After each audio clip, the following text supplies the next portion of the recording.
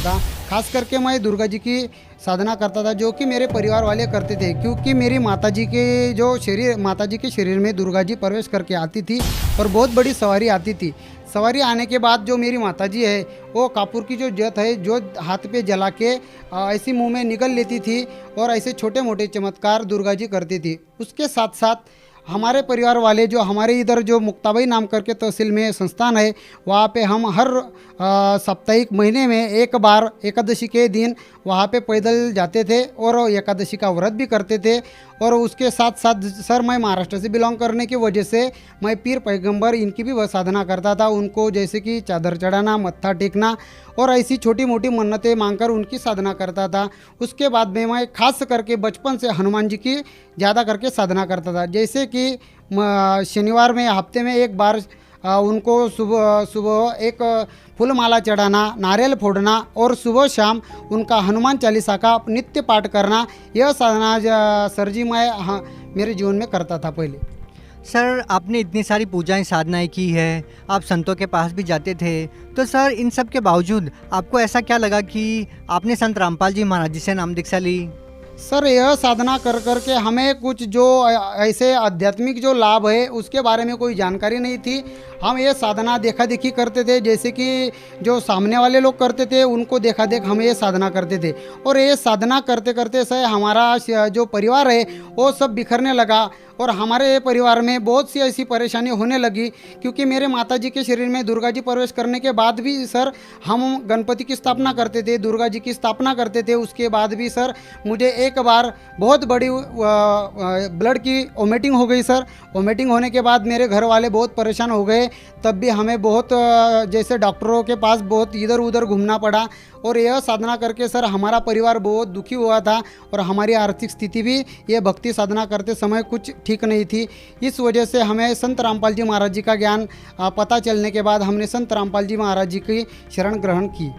Sir, आपको संत रामपाल जी महाराज जी के बारे में कैसे पता लगा? सर, मुझे संत रामपाल जी महाराज जी के बारे में ऐसे पता चला कि जैसे मेरा एक दोस्त है, उसके माध्यम से मुझे संत रामपाल जी महाराज जी के बारे में पता चला। वो संत रामपाल जी महाराज जी का सत्संग देखता था और उसको संत रामपाल जी महाराज जी से वो बहुत परिचित हो चुका था। परिचित होने के बाद उसने मुझे जब बताया कि ऐसे ऐसे संत है संत रामपाल जी महाराज, जो कि इस दुनिया में ऐसा कोई ये नहीं है हल, जिस प्रश्न का हल जो संत रामपाल जी महाराज के पास नहीं हो, तो सर मैंने उसकी बात मानी और हर रोज़ाना मैं भी संत रामपाल जी महाराज जी का सत्संग देखना चालू कर दिया। सत्संग देखते देखते सर मैं भी जो संत रामपाल जी महाराज जो वेद शास्त्र खोल के ज्ञान बता रहे थे, वो मैं भी घर आकर वो उसको ऐसे निचोड़ के देखता था कि ये सही बोल रहे या गलत बोल रहे। ऐसे मैं हर पल उनको ऐसा, एक बार मैंने ऐसा सोच लिया कि मैं इनको गलत भी साबित करूं, पर मुझ नीच पापी आत्मा से यह जो बात है ये मैंने ऐसी सोच ली थी, ये मुझे गलत निकली। और संत रामपाल जी महाराज जो ऑथेंटिक रूप से जो ज्ञान दे रहे हैं वही सही दे रहे हैं। जब ये मुझे पता चला तब मैंने संत रामपाल जी महाराज जी से नाम दीक्षा ली। सर, जैसा कि आपने बताया कि संत रामपाल जी महाराज जी से आपने नाम दीक्षा बड़े ही सोच समझकर और प्रमाणों को देखकर ली, तो सर हम आपसे ये जानना चाहेंगे कि जैसा कि आपने बताया कि आपकी माता जी के अंदर दुर्गा की सवारी आती थी, आप देवी दुर्गा की भक्ति करते थे, लेकिन उसको करने के बावजूद भी आपको कोई विशेष लाभ नहीं मिला। तो सर संत रामपाल जी महाराज जी से आपने नाम दीक्षा ली और संत रामपाल जी महाराज कबीर साहब को भगवान मानते हैं, परमात्मा मानते हैं, तो क्या कबीर साहब की भक्ति करने के बाद वो विशेष लाभ मिले जो आप पहले की साधना से चाहते थे? हाँ जी सर, मुझे वो जो लाभ जो हम दुर्गा जी की भक्ति करते थे, दुर्गा जी की साधना मेरी माता जी करती थी, उसकी वजह से मेरी माता जी को भी बहुत सारी बीमारियां हो गई थी। और वैसे तो हमें वो भक्ति साधना करते समय कुछ भी ऐसा लाभ क्या चीज़ है ये तो मालूम ही नहीं थी सर कि इस भक्ति से भी कुछ लाभ होगा, क्योंकि हमें वो दुर्गा जी की भक्ति करते समय ऐसा कुछ भी लाभ नहीं हुआ जो कि वो हमारे सांसारिक जीवन में हमें चाहिए। वो कुछ भी लाभ हमें दुर्गा जी की भक्ति करते समय नहीं हुआ। तो सर आपको कबीर साहब की भक्ति करने से क्या लाभ मिला? सर, जब से हमें संत रामपाल जी महाराज जी की शरण ग्रहण की है उस दिन से मानो ऐसे बहुत से लाभ हो गए, वो मैं आपको डिटेल में बताना चाहता हूँ सर। जब मैं संत रामपाल जी महाराज जी का रोजाना सत्संग देख रहा था, तो सत्संग देखते समय मैं जब ज्ञान की जो मेरी शुरुआत हो गई थी, ऐसा समझो मानो कि उस टाइम में मेरी जो पत्नी है वो गर्भवती थी और उसके गर्भ में जो मेरा जो बच्चा था, वो बच्चा उसको गर्भ में जो पानी की कमतरता होने के कारण डॉक्टर ने बताया था कि ये जो बच्चा है ये उसको मिस कर जैसे काट के निकालना पड़ेगा, आभूषण करके निकालना पड़ेगा, ऐसा डॉक्टर ने बोल दिया था। सर मैं उस परेशानी से लेकर मैं बहुत अपसेट हो गया था कि अब इस परेशानी से हमें कौन निकालेगा। मैंने मेरे परिवार वालों को भी बोल दिया था कि अब इस परेशानी से हमें कौन छुटकारा देगा।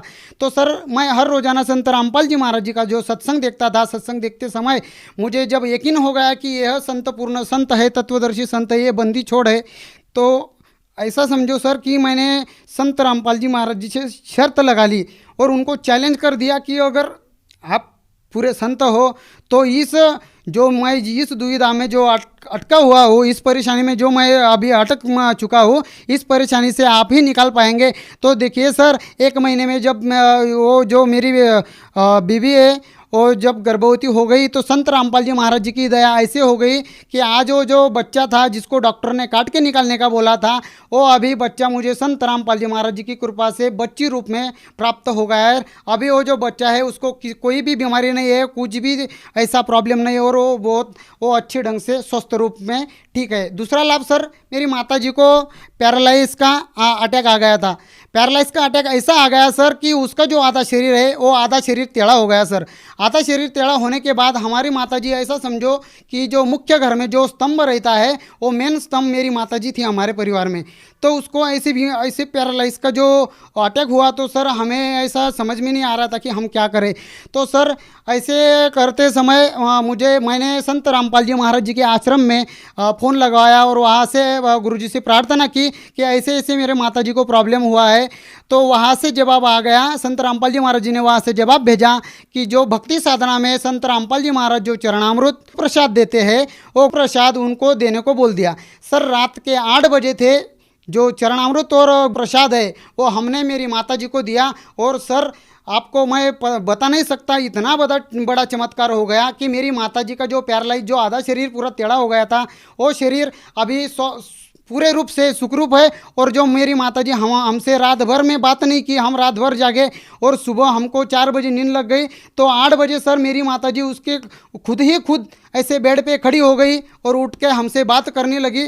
तब हमें एकदम अचानक ऐसा लगा कि सही में संत रामपाल जी महाराज पूर्ण रूप से पूर्ण गुरु है, तत्वदर्शी संत ही संत रामपाल जी महाराज है, वही बंदी छोड़े और उन्होंने हमें इस तकलीफ से बाहर निकाला। चौथा लाभ सर, हमारी जो आर्थिक स्थिति इतनी ख़राब थी कि हमारे पास हम जो कमाते थे तो हमारे पास 1 रुपया भी नहीं बचता था। तो सर संत रामपाल जी महाराज जी की शरण हमने जिस दिन से ग्रहण की तो सर आज परमात्मा ने हमारी आर्थिक स्थिति इतनी प्रबल कर दी कि हमें किसी चीज़ की किसी के पास मांगने की ज़रूरत नहीं पड़ती है और आज हमारी आर्थिक स्थिति और ठीक भी है।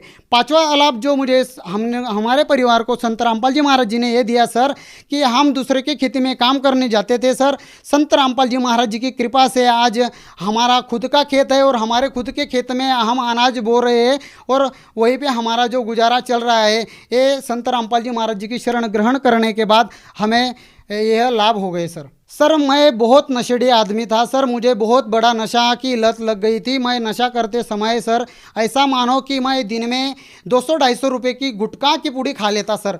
गुटखा की पूड़ी खाने के बाद जो मेरे पेट में दर्द होता था, होते समय मैं किसी को बता नहीं पाता था, मेरे परिवार वाले को बता नहीं पाता था क्योंकि वो मुझ पर चिका मारते थे, इसलिए मैं उनको नहीं बताता था।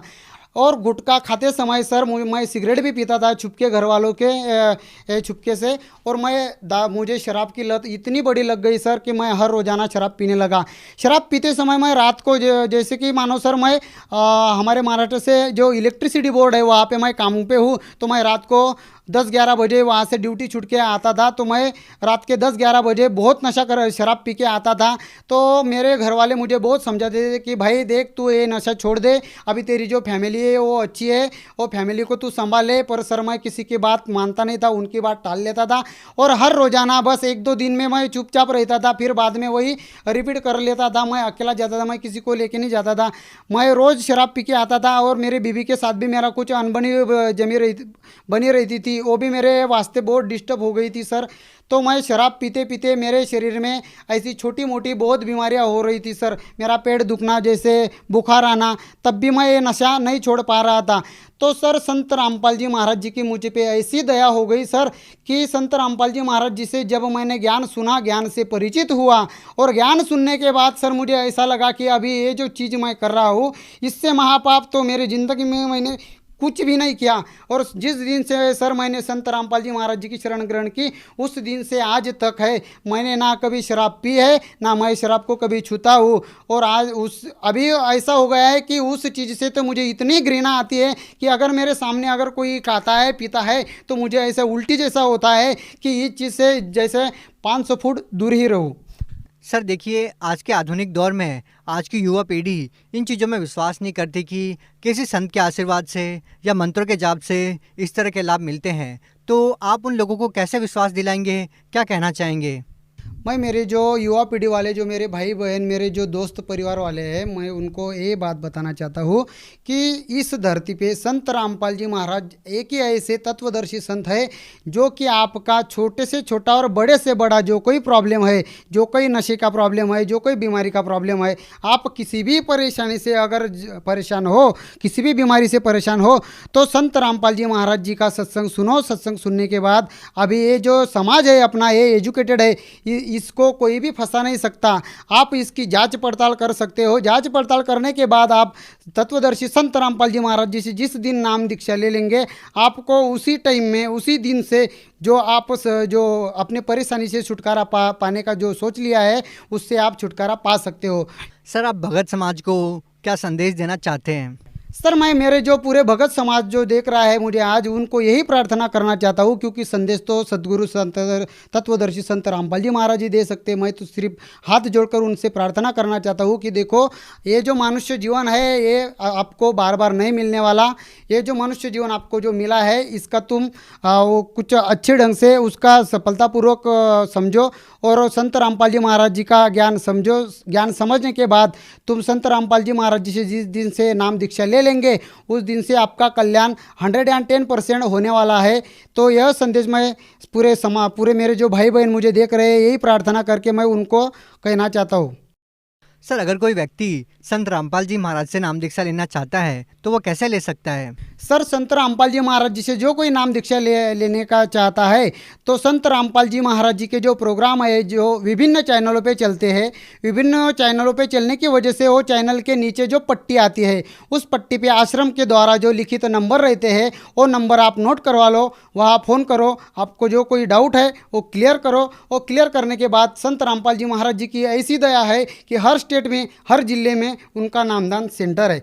उस नामदान सेंटर पे आप जाके निःशुल्क संत रामपाल जी महाराज जी से नाम दीक्षा ले सकते हो और नाम दीक्षा लेने के बाद अपने जो मानव जीवन का कल्याण कर सकते हो। जी बहुत बहुत धन्यवाद। धन्यवाद सर।